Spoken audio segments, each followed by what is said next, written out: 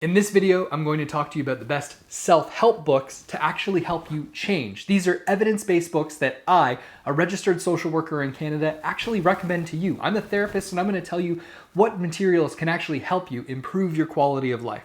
Let's get that intro rolling and get started so I can show you some really awesome resources to help you make the changes that you want.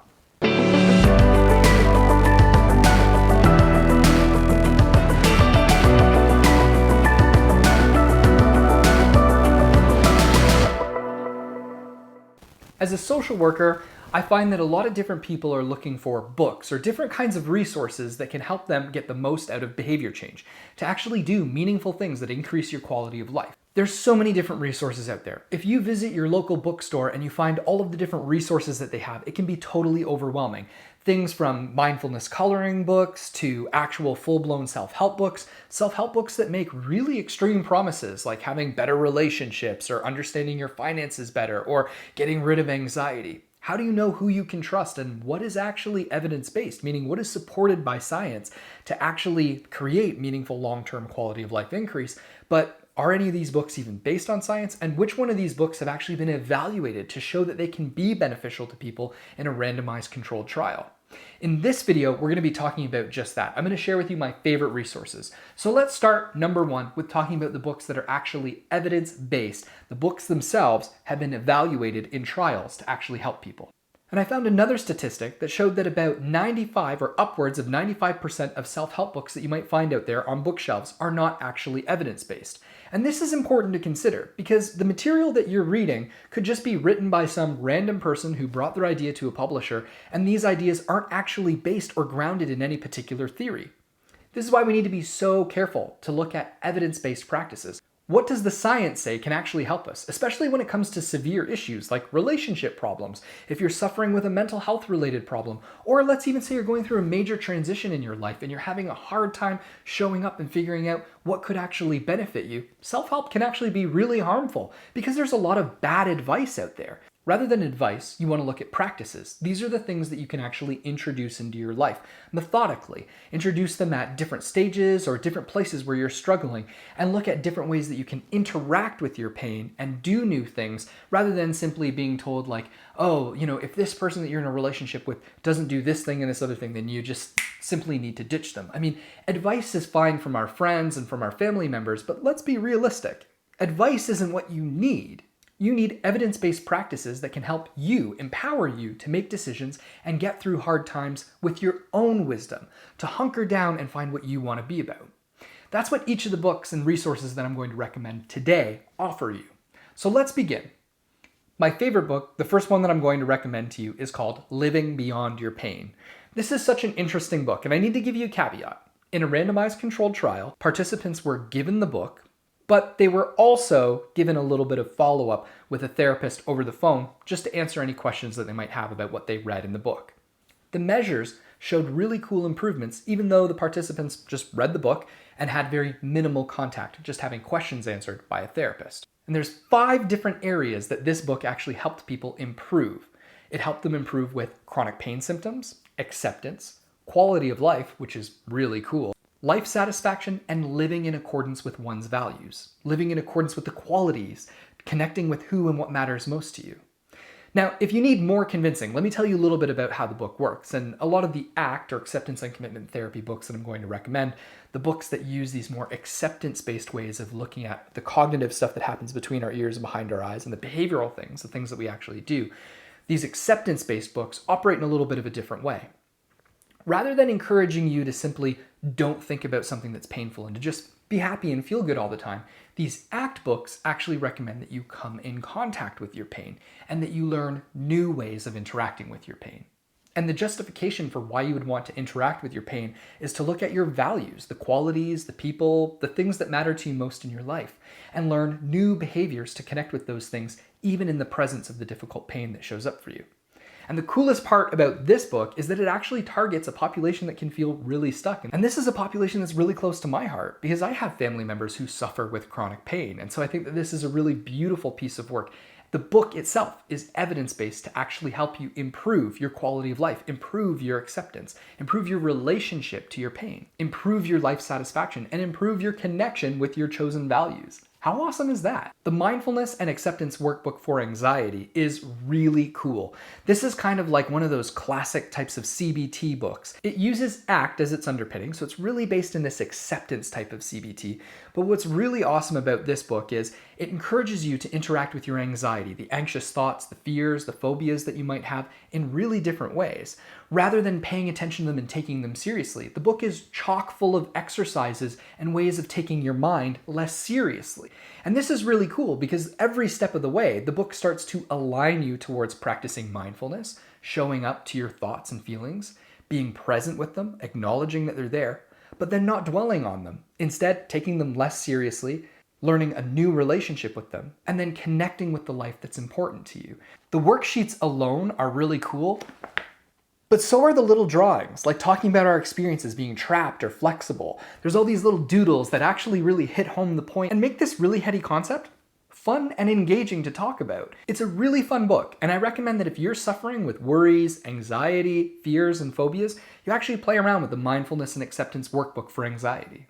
And if you purchase this one or you're suffering with anxiety and you want something that really works, rest assured, 2 separate studies actually looked at this book and evaluated it, finding positive outcomes. And they did a 3-month and 6-month follow-up, which is really cool to look at whether or not the book actually made a difference in people's lives who suffer with anxiety. And even though the book targets anxiety specifically, like all the examples focus on anxiety and look at anxiety, people who suffered with depression and post-traumatic stress disorder also benefited from the book.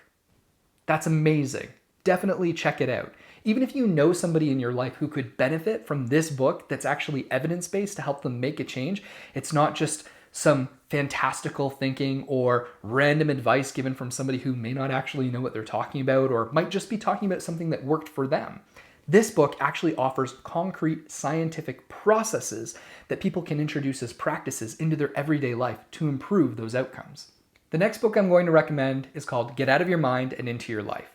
This is really similar to the Mindfulness and Acceptance Workbook for Anxiety, but this one's written in a little bit more of an intellectual way.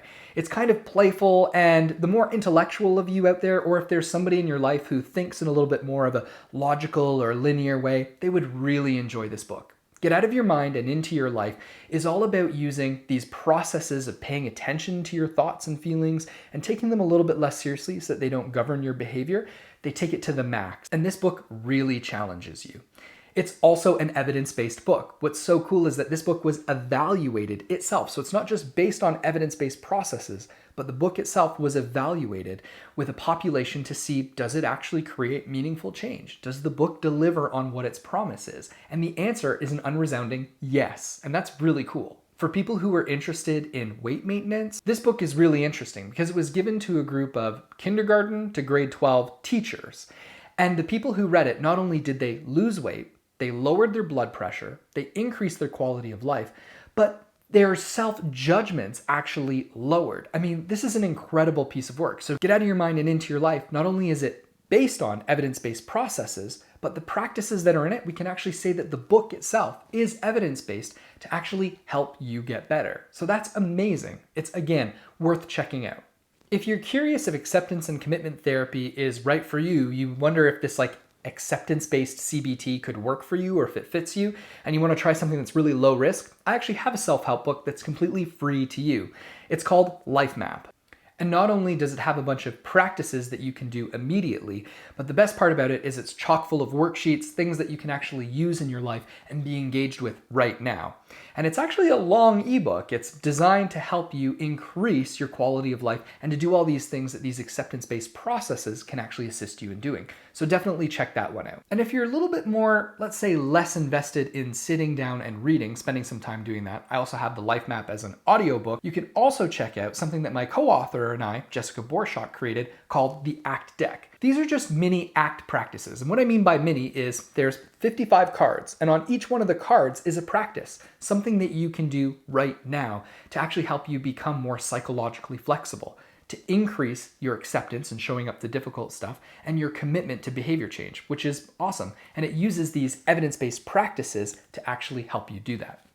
As a social worker who works full-time seeing people who are suffering, Something that I hear more and more of now, especially in our more connected digital age, is body image dissatisfaction. And I don't just mean weight loss issues or difficulties with exercise or actually being motivated to exercise more or to eat better. What I mean is actually just being dissatisfied with the way that you look, being unhappy with your body, being self-judging and self-stigmatizing. And I don't just hear it from women as the stereotype might go. I see this in men. I see this from people who are young and old alike. I see it right across the board. Body image dissatisfaction is a huge issue. There's a book that I recommend to many of my clients. I love it and it reads like poetry. It's called Living with Your Body and Other Things That You Hate. And when I say that this book reads like poetry, I mean, you could literally grab a random excerpt from it and read through it, and it's just really touching from the heart. Innovative, beautiful work. This book uses the evidence-based processes of this acceptance-based CBT in order to help you learn new ways of interacting with your body and how you actually see yourself and live in your skin. I highly recommend it. It's such a useful book. And it can create a really beautiful new set of language that you have for how you interact with your body and how you look at and even experience your body. I think it's really great and a super useful tool. Earlier, I mentioned the Mindfulness and Acceptance Workbook for Anxiety, and it's actually evidence-based. It shows changes with people who are actually experiencing depression. But there is a Mindfulness and Acceptance Workbook for depression, and this book is so cool. If you're depressed or you know somebody who's depressed, this book is a challenge. It's kind of the proverbial kick in the butt that you might need to pick yourself up and to grow your life. The whole crux of the book, and this is really amazing, is to be open to your depression, aware of how it impacts you, and then get this, to actually relate to the things that are important to you in new ways, to grow yourself boldly. And that's what the book challenges you to do, to be really bold in the presence of all of that difficult stuff and to take some risks, to defy what your mind might tell you to do in those moments. It's an engaging read, and if you're struggling with depression or even just overcoming issues around motivation and learning how to engage with your life in a more delicious and connected way, I highly recommend this book. Also, the downloadable MP3s that come along with it when you buy the book are amazing. It really kicks up your mindfulness practice to the next step because they're really practical. They're not just sort of like close your eyes, pretend to look serious, and be at peace with the earth. No way. These are actually really usable practices that have actually inspired me a lot early on in my career as a social worker when I was learning these acceptance-based CBTs. It's awesome stuff. Another book that's really great for depression, pessimism, chronic negative thinking, or even low self-esteem is a book called Feeling Good. Now, this is one of those evidence-based books where it has evidence-based processes that it uses. The book itself has shown to have positive outcomes, which is obviously really useful. The book also has a new introduction that answers common questions that I think is really helpful in understanding how these patterns of thinking work and how we get unstuck using these cognitive behavioral interventions. Anything that you can do to arm yourself with more education to better understand this and to actually be grounded in a theory rather than just reading a smattering of self-help books like, some random advice like, I read a self-help book every day. Well, that might not actually benefit you. Instead, you want to read things that are actually grounded in a theory and are shown to demonstrate positive outcomes, not just every random piece of advice that's out there. That doesn't seem very scientific to me. Last, but certainly not least, is Things Might Go Terribly, Horribly Wrong. This is hands down one of my favorite self-help books. It's based on the evidence-based processes of this acceptance-based CBT, ACT, Acceptance and Commitment Therapy, and this book is written in a really straightforward way that helps you to show up to yourself and the pain that you experience more fully. I think it's a beautiful read, and I highly encourage those of you who want to learn a new relationship to yourselves to read it. The book on its cover claims that it's focused on anxiety, and although the pages, if you do flip through it, you'll find that the references actually focus mostly on anxiety, but I would argue that this applies to just living. This is all about how to be with the difficult stuff that shows up for you, because don't things go terribly, horribly wrong? I would argue, yes. When I look around, I see all kinds of different problematic experiences. The idea behind this book is learning how to roll with those punches, which is actually what this channel is all about. Increasing your psychological flexibility so that when pain comes knocking, you have resources, you have the tools, you've been training so that you're ready to roll with it. And that's what I love about this book. Earlier, like Living with Your Body and Other Things That You Hate, I said that it reads like poetry. This book is really similar. It's a beautiful read, and it's a great guide to explore your interior world in a gentle but also meaningful way that can result in long-term behavior change. And that's what this is all about. It's not just getting better at noticing our painful events, but it's actually doing something with that. Each one of these books does exactly that. They challenge you to introduce these practices into your life. They don't just give you a smattering of advice and telling you to turn that frown upside down or distract yourself or not to think about something. Instead, they use evidence-based processes that are shown to help people to actually increase their quality of life so you can do more and live a bigger, juicier life.